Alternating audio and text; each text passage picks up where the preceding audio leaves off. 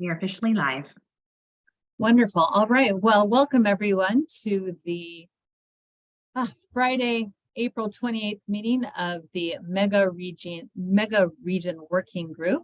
I'm Bonnie Gore, Placer County Supervisor and Chair of the Megaregion Working Group. Great to have you all here, and we've got a full agenda, but I'm going to start with asking our clerk to do the roll call, please. Yes, thank you so much. Good afternoon. When I say your name, please let me know you're here. And then if I mispronounce your name, please correct me. I want to make sure I'm pronouncing it right. I'm going to start off with MTC Representative Mayor Carol Dutra-Vernacci. You said it correctly, and I am here. Thank you. Supervisor Federal D. Glover. Absent. Council Member Gina Pappin. Here. And then representing Solano County and cities, Jim Sparing is absent. And then San Joaquin, Supervisor Robert Rickman. Here. Mayor Gary Singh. Here. Mayor Nancy Young. I'm present. Thank you. Thank you. And Vice Mayor Leo Zuber. Here. Great. And then now SACOG Chair Gore. Here. Supervisor Gary Bradford. Here. Mayor Paul Joyner. He's absent. And then Councilmember Mike Kozlowski. Here. All right. Thank you so much. We have a quorum. Great. Thank you, Renee. Appreciate that. So then do we need to approve the virtual meeting under AB 361 or not? We do not. All right. So we will skip that. And then we're going to go directly to our invited guest, since I know that time is precious for everyone, but we are so pleased to have Administrator Amit Bose to today's Megaregion Working Group meeting. And our theme for today's meeting is around the federal and state funding opportunities focused on our Megaregion dozen projects. And we've invited the administrator to provide opening remarks to help describe the federal funding opportunities from FRA and other US DOT agencies and how the Infrastructure Investment and Jobs Act is advancing passenger rail investments. So Administrator Bose will also discuss the critical topic of rail safety. It's great to have you again speaking to us today. It was wonderful. We actually invited him to come and speak to our SACOG group a couple of weeks ago, along with Congress members Ami Bera and John Garamendi, where we had the opportunity to talk about our Megaregion Working Group and some of the projects that we're doing in rail. And joining me at that meeting were directors from SACOG, Director Bradford, Kozlowski, and Joyner. So I'm going to just pass it on to you and let you take it away. Administrator Bose. Good afternoon. Thank you. It's my pleasure to join you today. And thank you, Chair Supervisor Bonnie Gore, for inviting me to be here. I also appreciate the leadership of the Sacramento Area Council of Governments, the San Joaquin Council of Governments, and the Metropolitan Transportation Commission for your continued commitment in this important partnership that will create and sustain the future of rail in your region. Just a few weeks ago, as Supervisor Gore mentioned, I had the invaluable opportunity to be in Sacramento with Congressman Bera and Garamendi and SACOG to hear firsthand about your region's extraordinary efforts to expand passenger and commuter rail. The state of California has an illustrious rail history, and I'm excited to see the achievements you all will add to that legacy. With President Biden's bipartisan infrastructure law, it's a once-in-a-generation opportunity to improve and expand passenger rail across the country. It's our moment to build more and build better while creating good-paying jobs and unlocking exciting new prospects for communities across the country, including those in Northern California. It's not just about funding a backlog of projects, it's also about building forward-looking and sustainable rail programs at the regional and state level and setting the stage for long-term rail growth in California and across the country. 2023 is going to be a landmark year for the Federal Railroad Administration as we utilize the historic levels of funding in the infrastructure bill to advance vital rail projects. That means that the award of a record $4.5 billion in funding through FRA's Federal State Partnership for Intercity Passenger Rail Program, which supports the expansion of existing passenger rail service and future high-speed rail projects. This program, along with our corridor identification development program launched last year and the Amtrak long distance service study currently underway, represent opportunities to improve and expand passenger rail in the mega region. Also, at the end of last year, FRA had obligated a record $4.3 billion to Amtrak that will deliver capital improvements to train stations and Amtrak-owned infrastructure throughout the country. As I stated during my travels to California earlier in the month, I've personally emphasized to Amtrak the importance of investing further into California.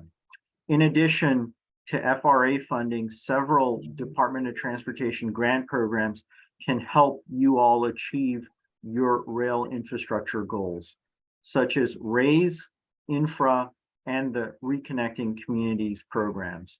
Last year, the DOT selected over $210 million in rail-related projects through those programs, with additional awards on the way this year.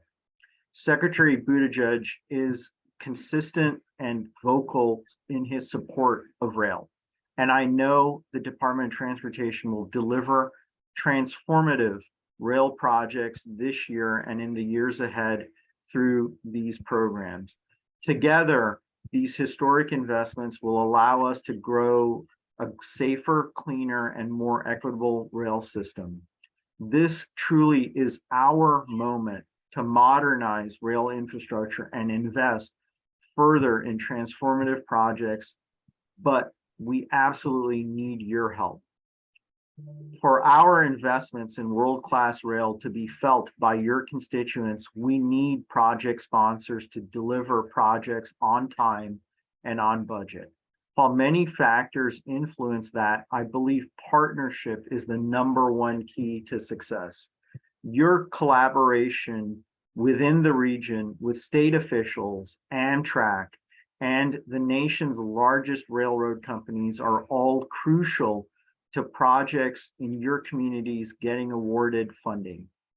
Not only do partnerships bolster project applications for us at the FRA through our grant programs, but they also could benefit you as you plan for other potential DOT funding opportunities, such as RAISE and Infra, that fund multimodal projects.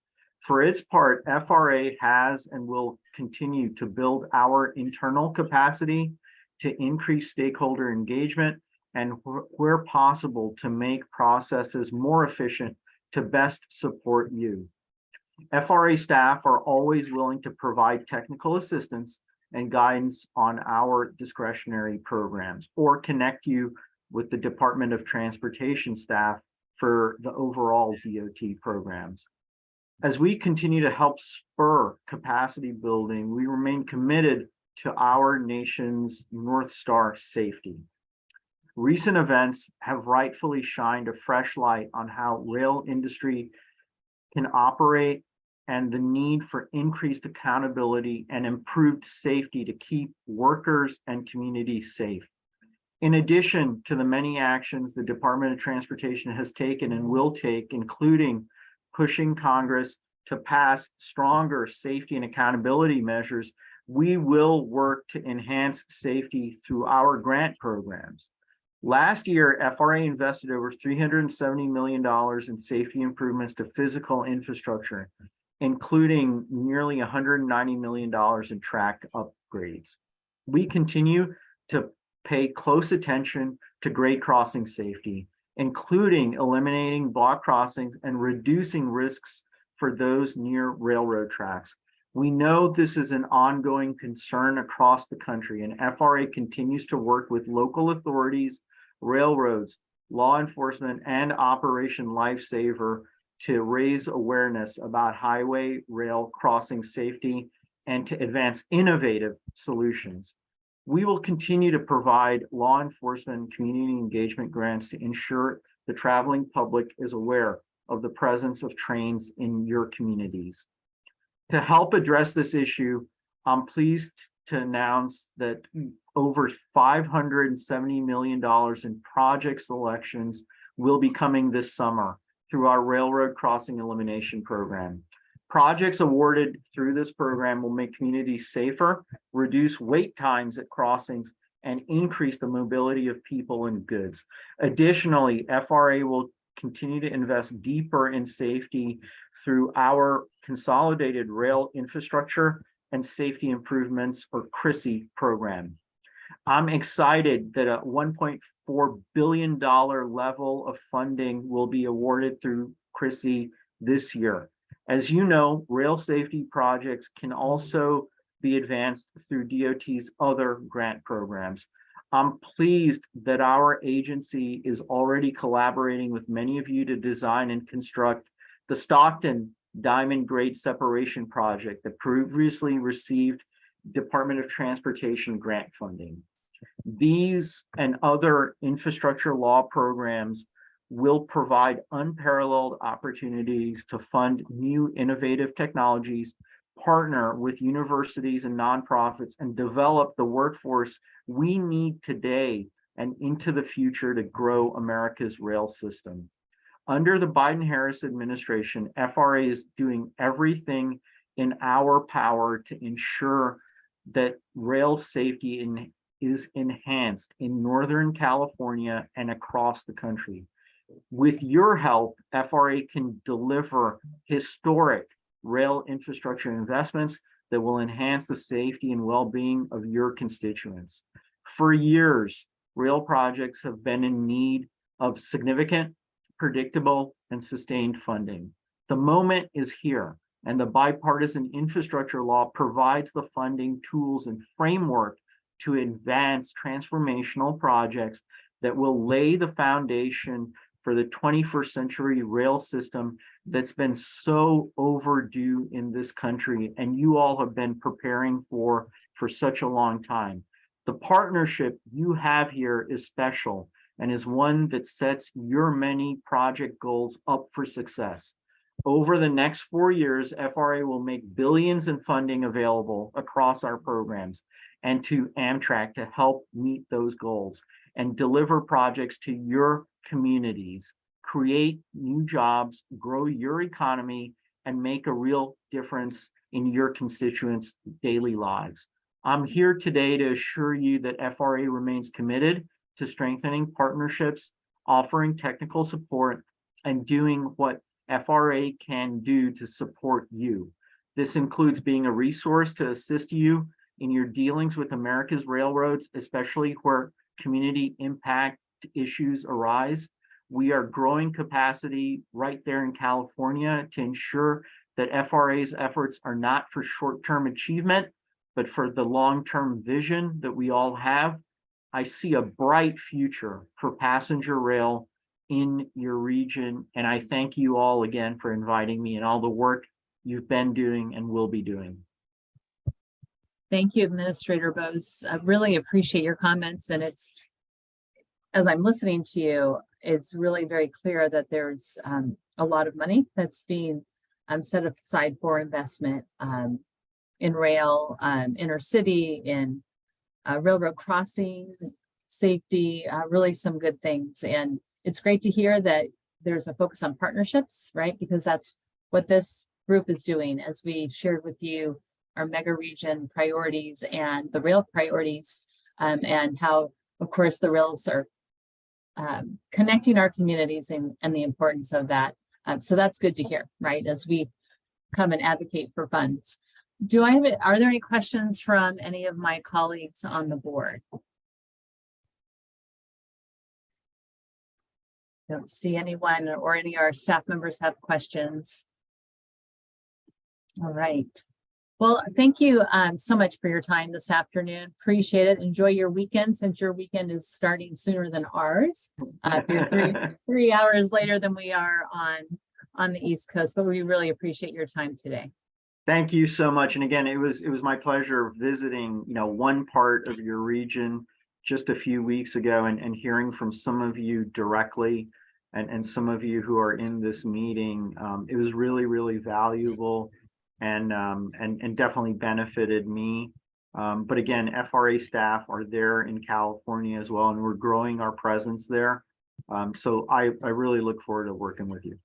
Great. And I think I might have a question. Okay. Mike, if you've got a question, take it away.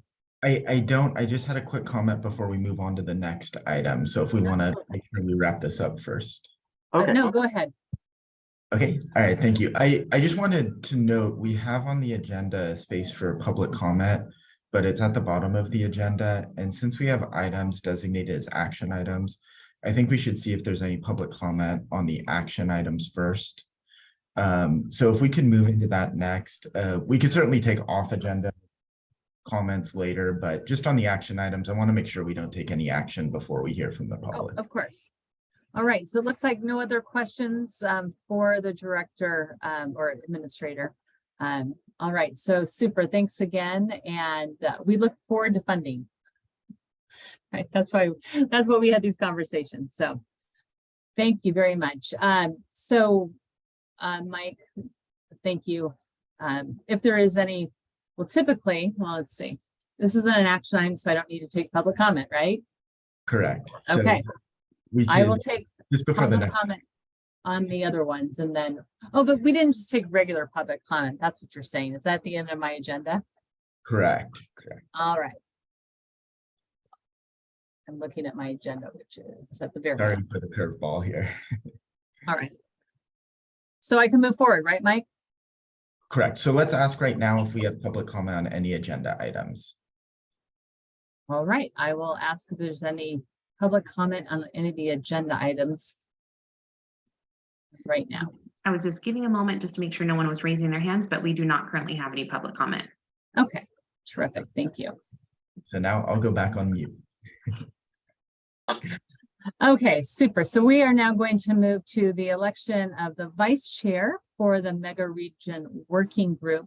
And what I'd like to do is, we've got the two items, and what I'd like to do first is actually acknowledge our new members. So I'm going to change this up a bit because we have a couple of new members. I want to acknowledge the new members to the Megaregion Working Group, and then I'd like to then do the election of chair, if that's all right, or vice chair, if that's all right with you all. But first of all, I'm really pleased that we now have a full roster of folks for the Megaregion Working Group this year. We have from MTC, their representatives joining us. So in addition to, of course, I have to look it up. In addition to Jim Sparing, who represents the Solano County and cities, we are now going to have Mayor Carol Dutra Bernacci with Union City, Supervisor Federal Glover, Contra Costa County, and Councilmember Gina Papin, City of Millbrae. We're really pleased to have you join us. I didn't know if any of you wanted to just make any brief remarks, but it's great to have you joining us. Yeah, I just want to say it's great to be here, and we believe in the mega region. And all of us, so I represent San Mateo County, 20 cities, and the largest intermodal center west of the Mississippi. So putting all the pieces together, we're very excited about. Thank you. Wonderful. Thank you, Gina. The largest say that again. Intermodal center west of the Mississippi, meaning Caltrain, BART, high-speed rail, SFO, and everything all kind of come together there. Not perfectly yet, but we're working on that. Working on it. And Wonderful. I don't think we have Supervisor Glover here, and then we have Councilmember Papin as well. Right. So if I could jump in with a couple of comments that Yes. I'm excited to be here representing the cities of Alameda County because being at the border of MTC's region and San Joaquin's region, we're always having a conversation about, well, how do we get across the line, so to speak, the county line? So I am thrilled to be here to learn and to partner however I can so we can make this a reality. Great. Well, thank you for joining us. It's great to have you. All right, so let's go ahead then to the election of the vice chair. And per our Megaregion working group MOU, the vice chair this year is to be filled by a representative from the San Joaquin COG.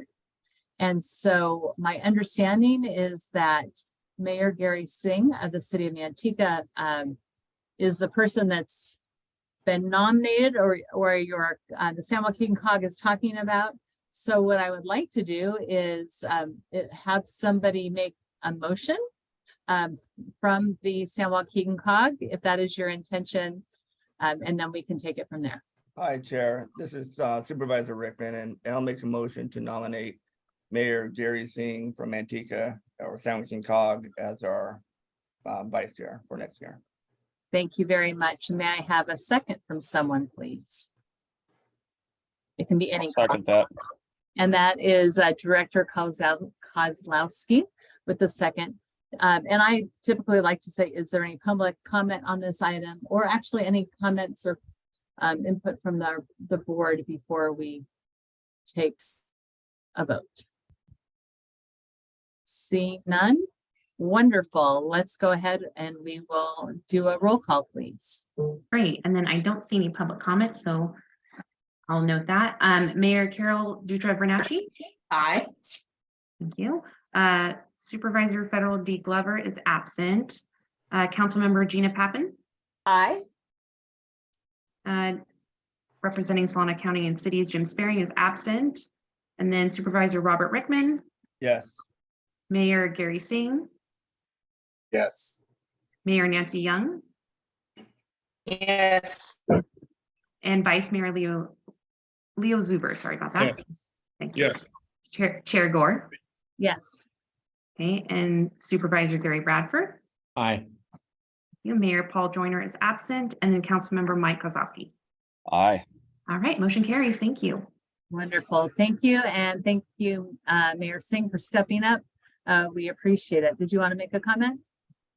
No, just thank you to the whole board. Appreciate the confidence and look forward to our partnerships and what we're doing at the Megaregion.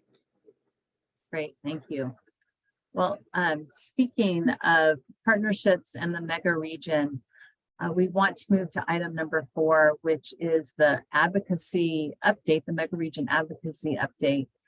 And I want to kick it off by just sharing a little bit, start with the advocacy day that we had a couple of weeks ago on April 19th. And I know not all of us could be there, but what a great opportunity for us as a group to really showcase who we are and the work we're doing.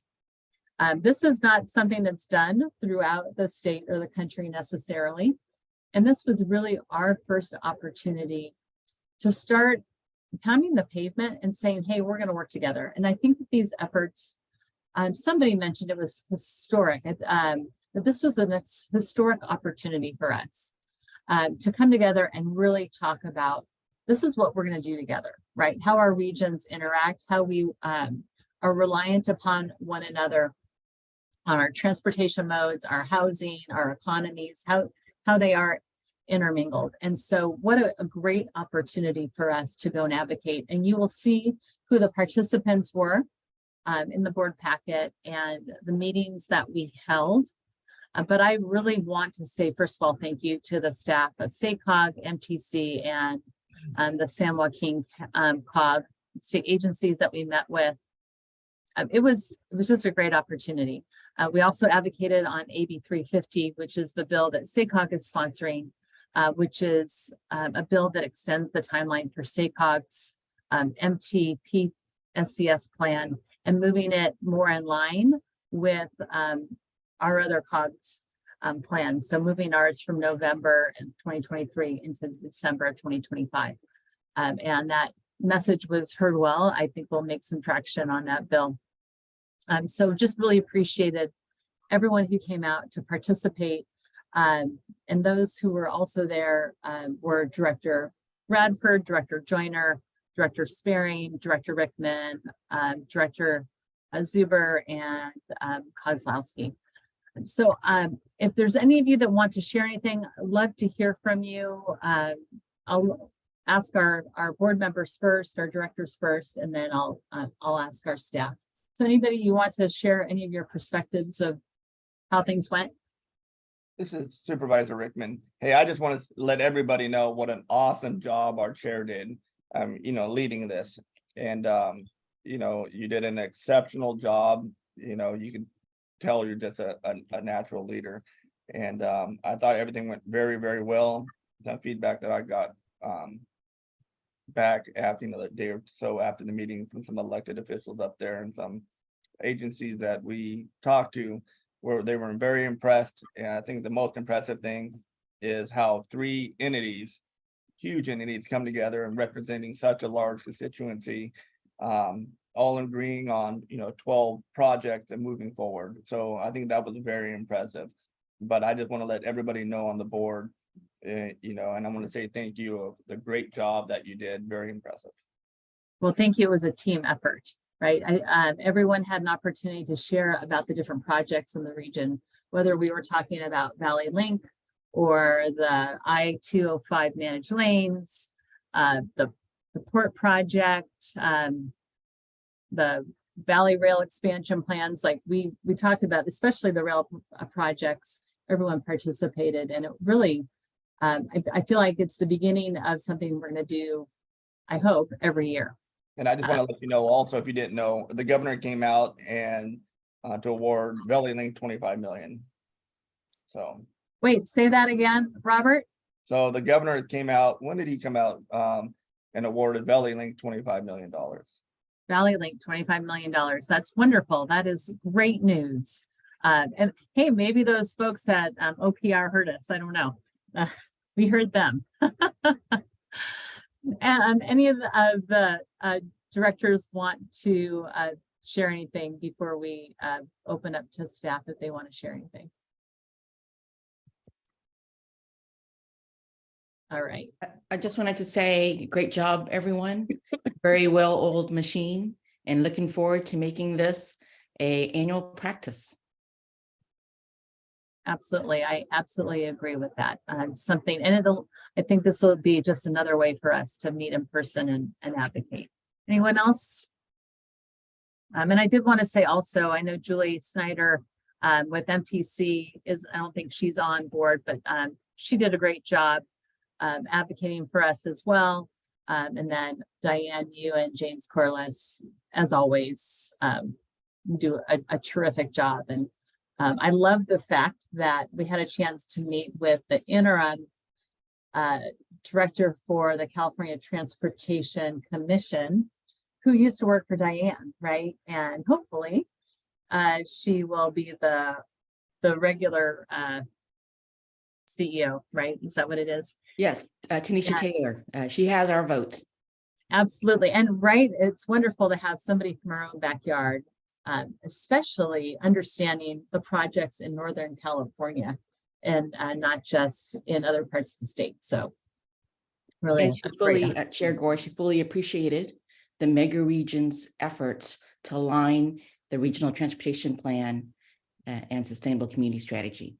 She got us. Yes, good. Good.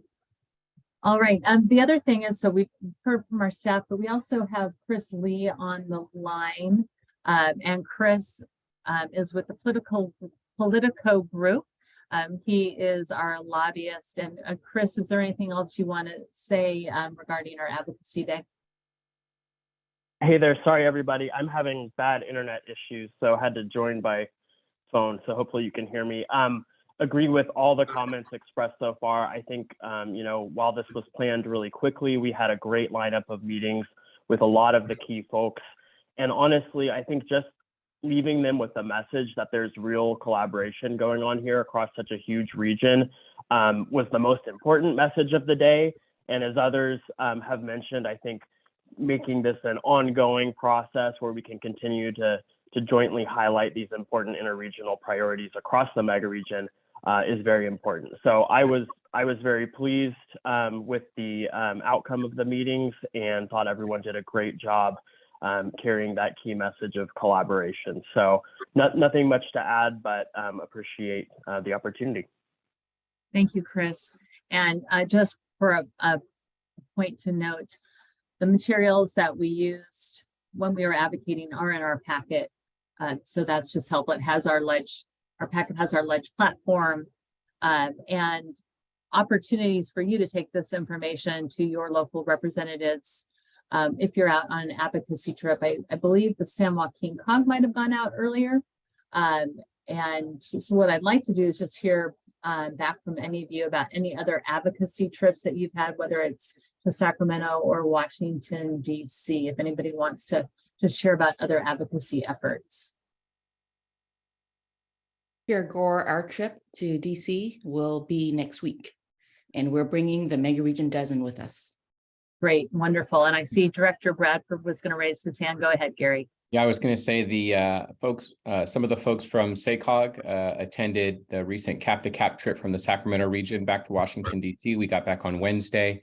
I know myself and I think several other of the board members served on the transportation team, and we also took projects from the Megaregion Dozen and shared those with federal agencies and congressional delegates from the Sacramento area. So I think it was, again, really successful being able to show that broad support across a large portion of the state and a large population for those various projects.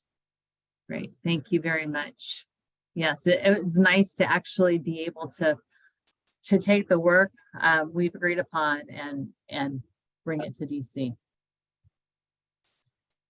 All right, that's not an action item, so I don't think I necessarily need to take public comment on it.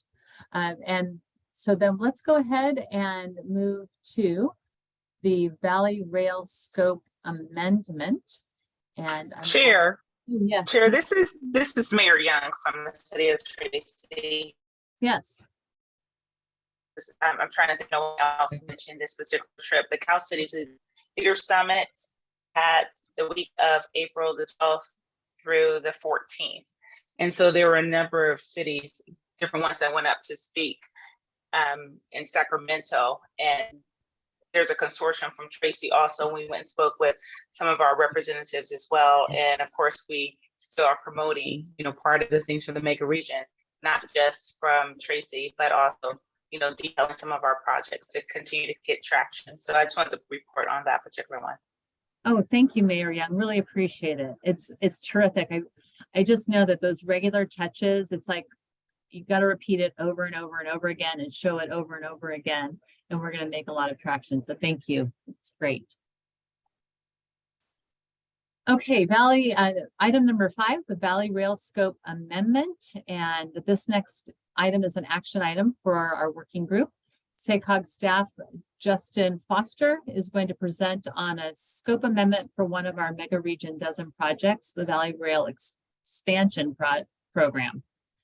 Megaregion staff prepare these amendments when changes to projects are significant enough to request Megaregion Working Group approval for any updates to the Megaregion brochure.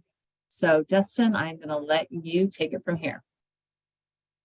Great, thank you. Thank you, Chair Gore. Good afternoon, representatives. Again, Dustin Foster. I'm a transportation planner here at SACOG.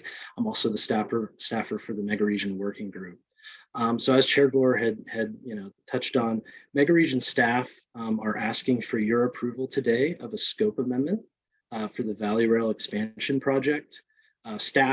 We conduct, and I'll speak a bit more detailed on this in our next item, but we conduct routine updates of the Megaregion Dozen project lists that we've been discussing a lot about today.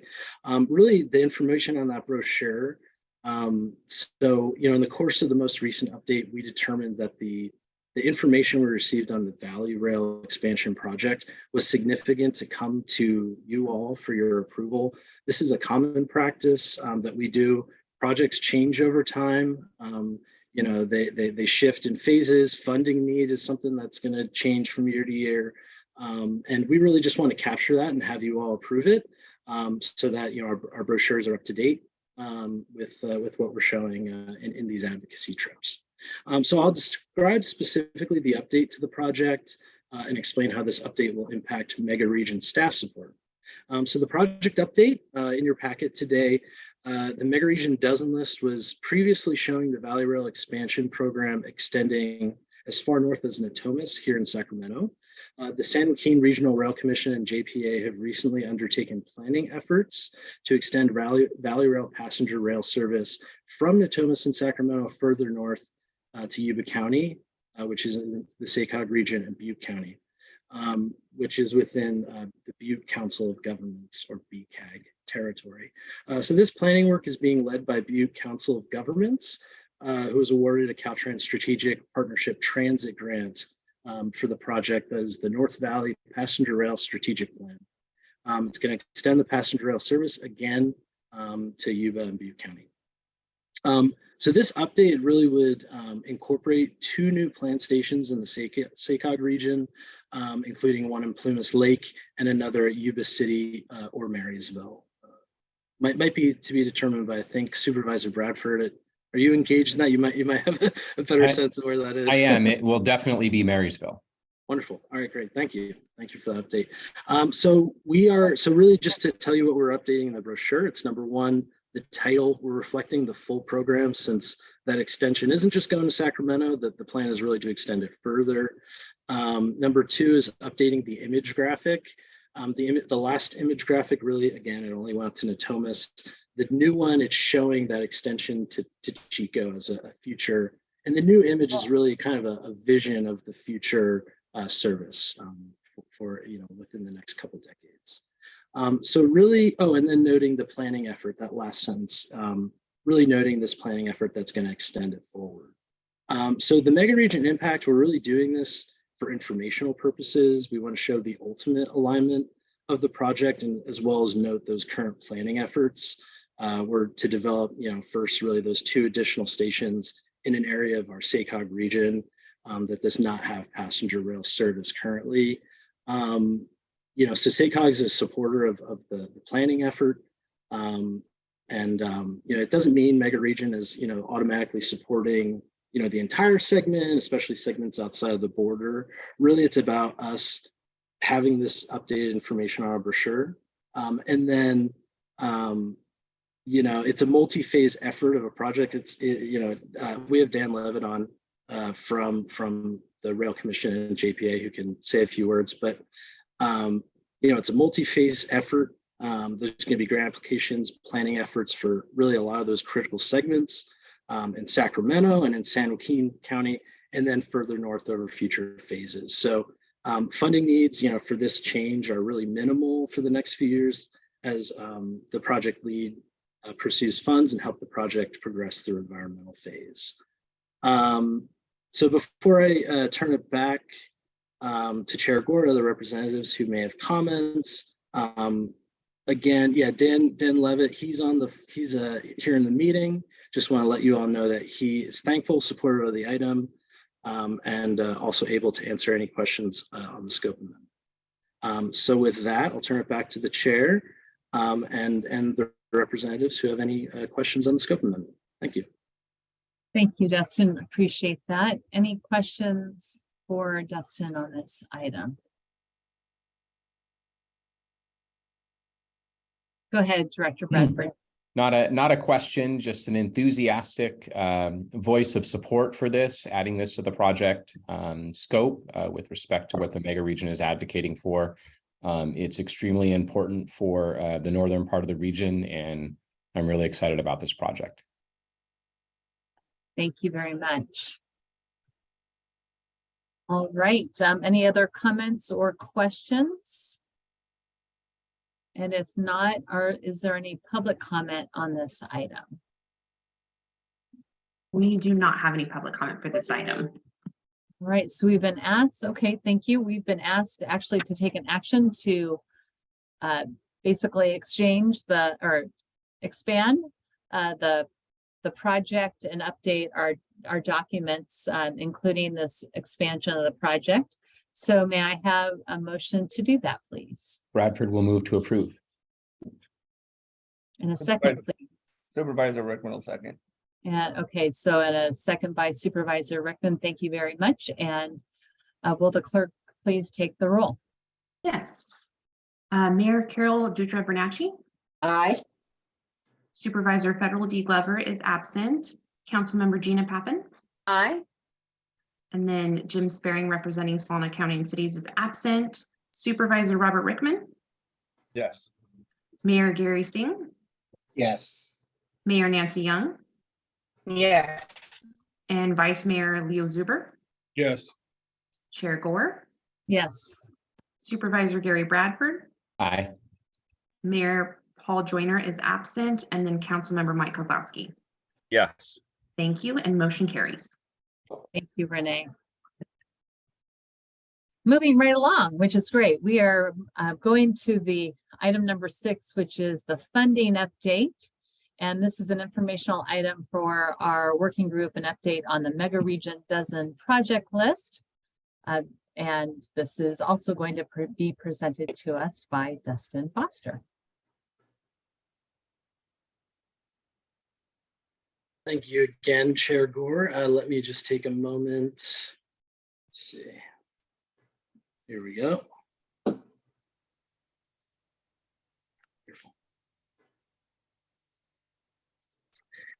Great. All right. So thank you, Chair Gore. As the chair had noted, this item is an informational update on the Megaregion Dozen project list and the brochure. That is no longer draft since you approved the scope item. Great. So as discussed in the previous item and throughout today's meeting, really, Megaregion staff at MTC, SACOG, and SJCOG coordinated with the lead agencies for the 12 projects. You will see in the packet updates on the funding need, some title updates, a few images were improved, and descriptions were clarified or updated with kind of the latest activity in the attached brochure update. So this will be used in future advocacy trips and meetings with state and federal agencies to introduce the Megaregion Dozen and, really updated every now and again, maybe not for every meeting, but really as updates are needed. So to be specific about some of the updates, we changed titles of the express lanes projects to managed lanes. It's a more accurate descriptor of where they're at in their current projects. We updated the images for Valley Link and YOLO I-80 US 50 managed lanes to show the current project phases. They're kind of being phased, and so the images are updates to that, as well as the Valley Rail image update that we discussed on the previous item. We'll go over funding needs shortly. I'll pause here in case there are any comments or questions for myself, Kenny Cow at MTC, or let's see, Ryan Nimblock at SJCOG. I don't believe he's here, but I think Diane Nguyen at SJCOG could provide answers to any questions on SJCOG projects. Thank you, Dustin. Any questions about the changes to the brochure or changes to the names of some of the projects? See any hands raised? All right, then you can go ahead and continue, Dustin. Wonderful. All right, so now I will present on the funding matrix for the 12 projects. I hope you like big tables in PowerPoint presentations because you're going to get them today. All right, yippee. So really, the vision for this, we're calling it the Megaregion Dozen funding matrix, is that Megaregion staff coordinate and strategize with project sponsors on funding needs and upcoming grant opportunities. It's a way to track and measure how the projects are progressing and pairing up successful grant awards to fully fund the project or the next project phase. At the moment, what is this matrix? It's a shared spreadsheet between staff at SACOG, MTC, and SJCOG. we're really sharing data, we're sharing information in real time, and updating little cells of an Excel spreadsheet, which I know I love to get down and do some Excel analysis. So let's dive in here.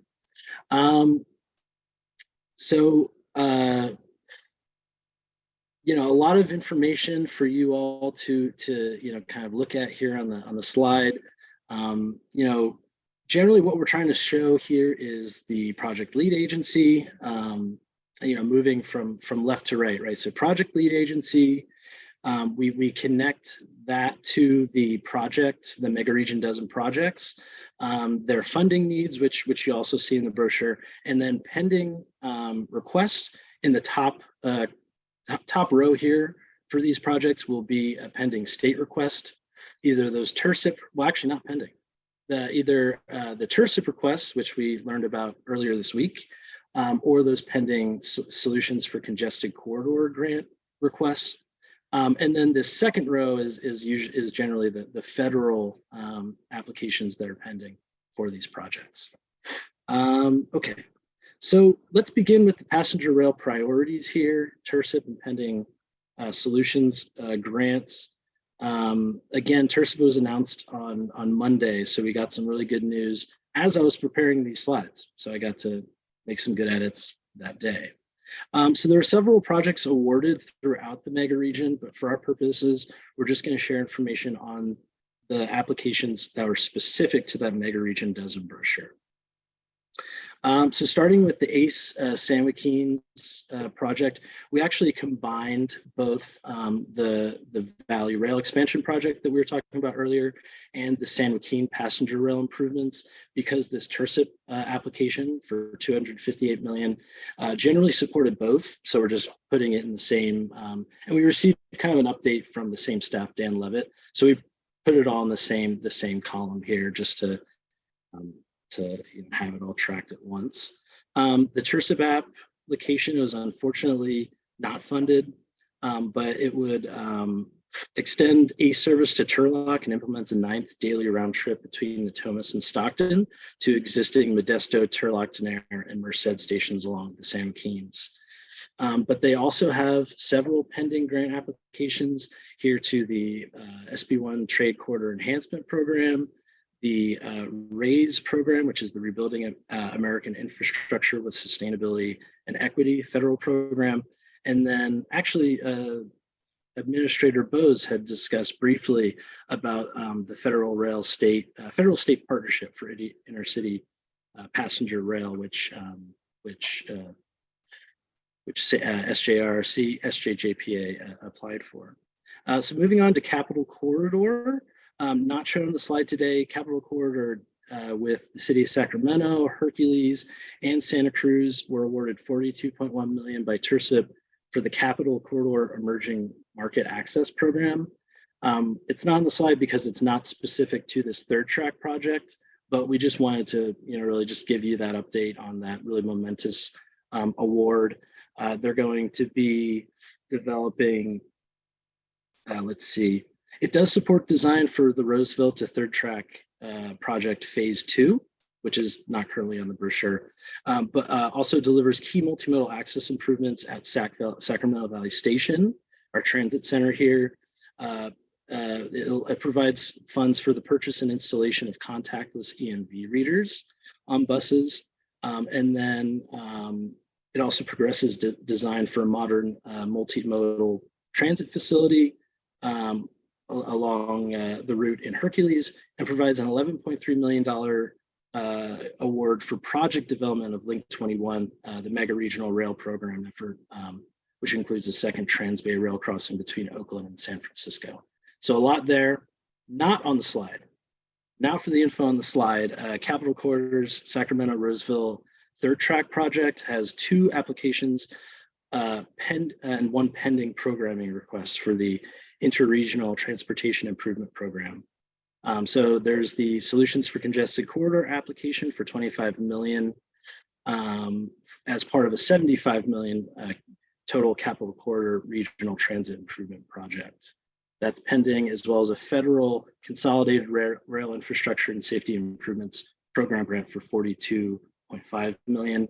And again, the $30 million for the ITIP program is pending awards from those other, full awards from to fill that $68 million funding need.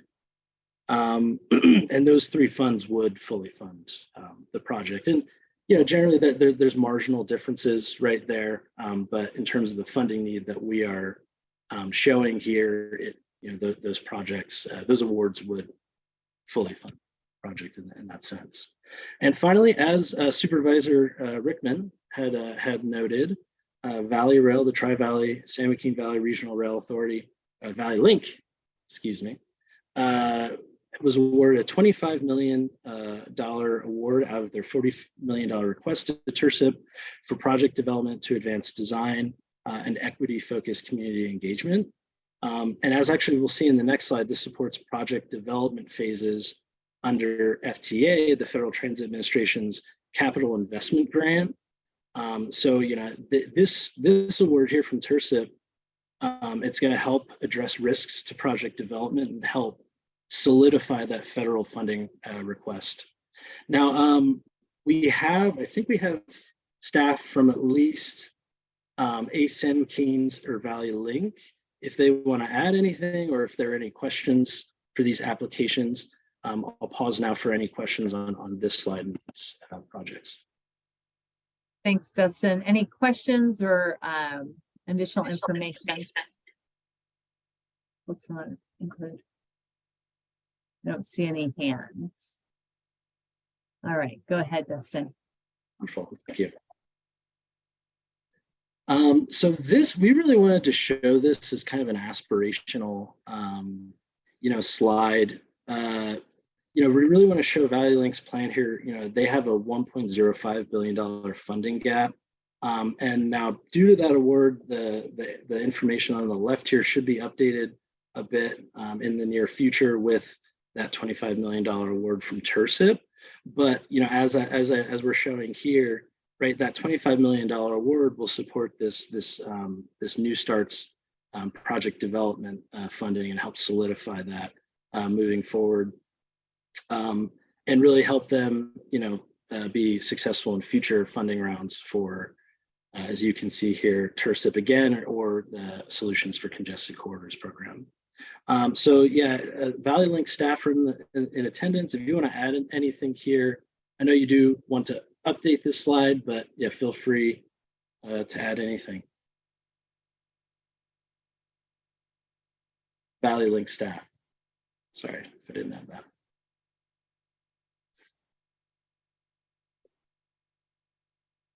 All right, great. Well, I think I covered it pretty well, so thank you. All right, so moving on, the last transit project on the list is Amtrak South Bay Connect.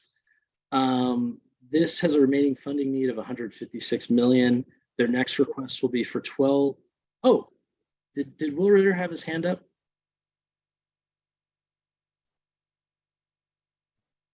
At Valley Link? You can speak. If not, you can continue because I don't see any hands. My apologies. There is someone, but it's public comment, so I didn't interrupt the presentation. Would you like me to let public speak right now? Let's hold off until the end of the presentation if we can. The hand up is from Will Ritter, who's part of the Valley Link staff. Oh, all right. Well, then let's do that. Thank you. Will, if you want to share something, that'd be great. Chair Gore, this is Will Ritter from the Valley Link Rail Project, and I just wanted to express our appreciation for the SACOG staff update here of our project information and concur with everything that has been presented. Thank you so much. Thank you. Appreciate that. You will. All right, great. So I'll move on. The Amtrak South Bay project, their next request will be a $12 million request for PS&E, and they expect to apply to future TIRCIP cycles. They're still in the early phases, so funding options for construction will be shared in a future meeting. All right, great. Now moving on, I'll share information on the 4 highway freight projects with pending Trade Corridor Enhancement Program, or TCEP, grants. I'll try to run through these a bit quickly. First, the I-80 westbound truck scales replacement, pending $129 million grant that would fully fund, as we see the funding need for the project. Next, from MTC as well, the Port of Oakland Green Power Microgrid project has a pending $42 million grant request to fill that funding gap. Moving on to the SACOG projects, the I-80 and US 50 Yellow Managed Lanes project.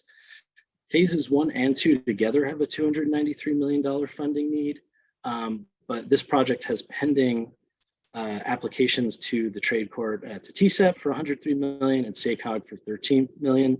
That would generally, if successful, that would generally fill the funding gap for phase 1. And we'll share funding options for phase 2 in a future meeting. Finally, I-5 Sacramento Managed Lanes has a $318 million funding gap. It has pending applications of $10 million to TCEP and $10 million to SACOG for PS&E. Still a significant gap to fill. They'll look at a number of programs that they had shared with us, notably the Local Partnership Competitive Program, the SCCP, the RAISE, and the USDOT Mega Program are ones that they're considering for that project. And then finally, the final 3 project are SJCOG project updates, roadway or highway projects that do not have pending applications. They include I-205 with 327 managed lanes with $327 million funding need. Their next request would be $30 million for design and right of way, and would apply to future cycles of TCEP or SCCP. The SR 99 120 interchange reconfiguration has a funding need of $62 million. Their next funding request would be $30 million for construction to ITIP, TCEP or SCCP, and they would also request SHOP funds, which are Caltrans maintenance funds for this project. Finally, the Central Valley Gateway project, $76 million funding need. They would hope to secure, a grant to fully fund that project through either TCEP or Solutions for Congested Corridors in a future grant cycle. I will stop there so that if Diane Nguyen, if you want to add anything there, please share. Thank you, Dustin. The only thing I want to add is while these funding requests show big numbers, all of these projects are actively underway in various phases of environmental or design to position the projects to be project ready, construction ready, and competitive for these funding asks. Thank you. Wonderful. Thank you for sharing that, Diane. All right, great. And then I'll move up to the final slide here. Upcoming funding opportunities. So some of those SB1 programs that I touched on earlier will be awarded and announced in the next few months.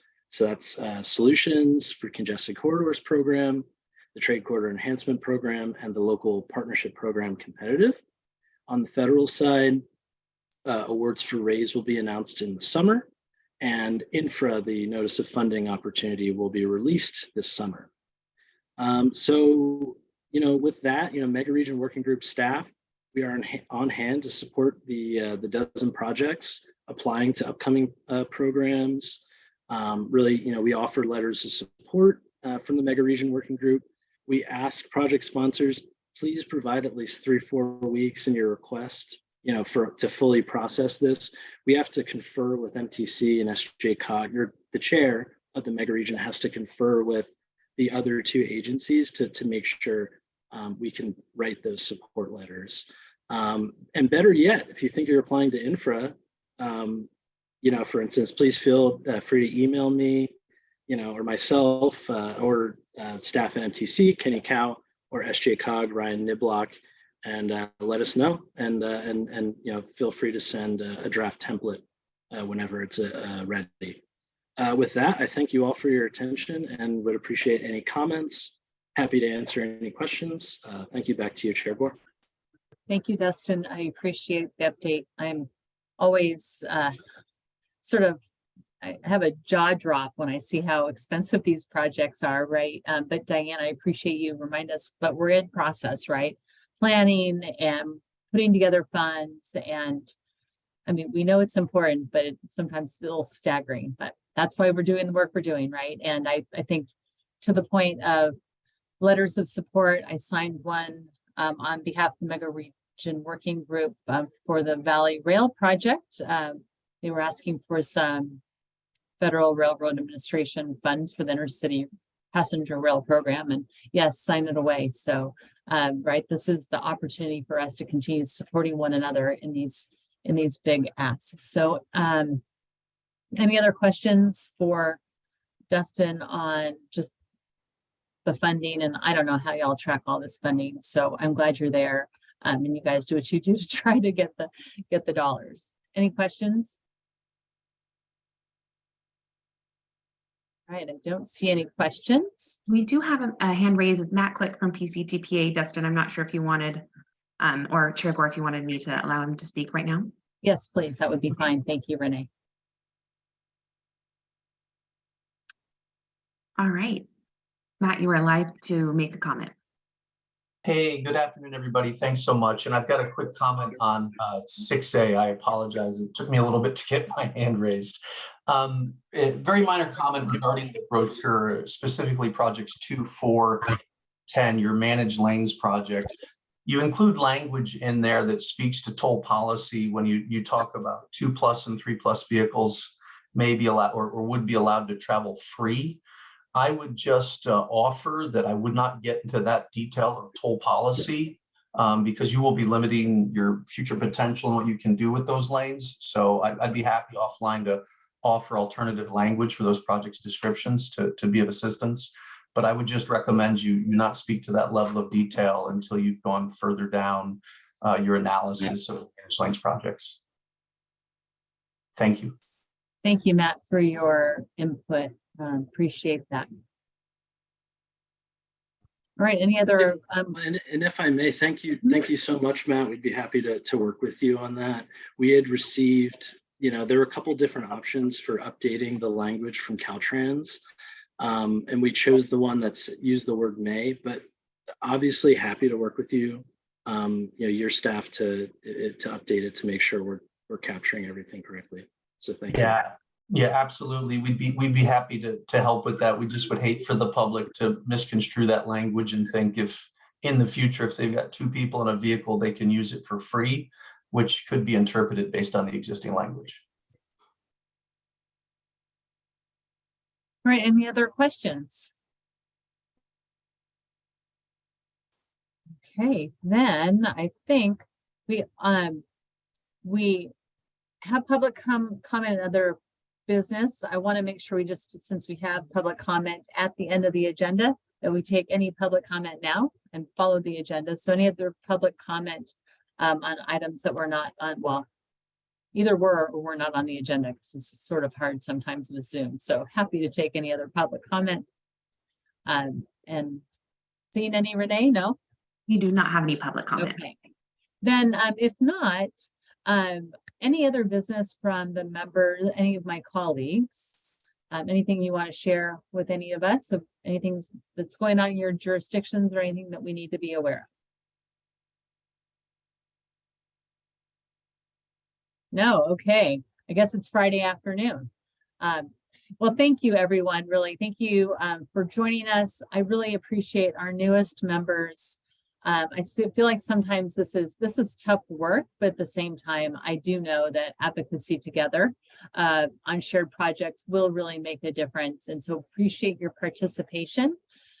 We are going to adjourn, and our next meeting will be held on September 29th, 12:30 remotely.